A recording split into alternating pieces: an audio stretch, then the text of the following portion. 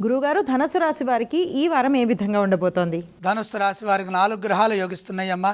ప్రధానంగా తృతీయంలో కుజరాహువులు, పంచమంలో శుక్రుడు, సప్తమంలో గురువు. ఇలా వృద్ధి క్రమంలో 3, 5, 7 బేసి రాశులలో గ్రహాలు యోగిస్తున్నాయి.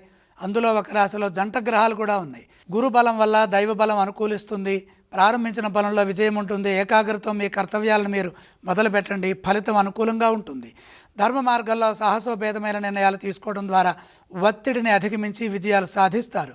ఉద్యోగంలో మేలు జరుగుతుంది. శత్రుదోషం తొలగుతుంది. మిత్రుల అండ పెరుగుతుంది. న్యాయపరమైన విషయాల్లో విజయం లభిస్తుంది. స్థిరాస్తులు వృద్ధి చేసుకునే వీలు కలుగుతుంది. ఆర్థిక అంశాలు అనుకూలంగా ఉన్నాయి. పంచమ శుక్రయోగం స్థిరమైన సంపదను ప్రసాదిస్తుంది. అందుకు అవసరమైన కృషి ఫలిస్తుంది. తగిన విధంగా ప్రణాళికలు సిద్ధం చేసి విజయాలను సొంతం చేసుకోవాలి.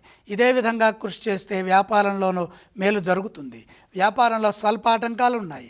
సమయస్ఫూర్తిని ప్రదర్శించడం ద్వారా ఉత్తమ ఫలితాలు సిద్ధిస్తాయి. చంచలత్వం లేకుండా బాధ్యతాయుతంగా కర్తవ్యాన్ని నిర్వర్తించండి. వారం మధ్య భాగంలో ఒక విషయంలో మేలు జరుగుతుంది. శుభవార్త ఆనందాన్ని ఇస్తుంది. ఈ రాశి వారు ఏ స్తోత్రాన్ని పఠించాలంటారు? ధనుస్సు రాశి వారు శివారాధన చేయడం మంచిది. ఈ రాశి వారు ఏ ఆలయాలను సందర్శించాలి?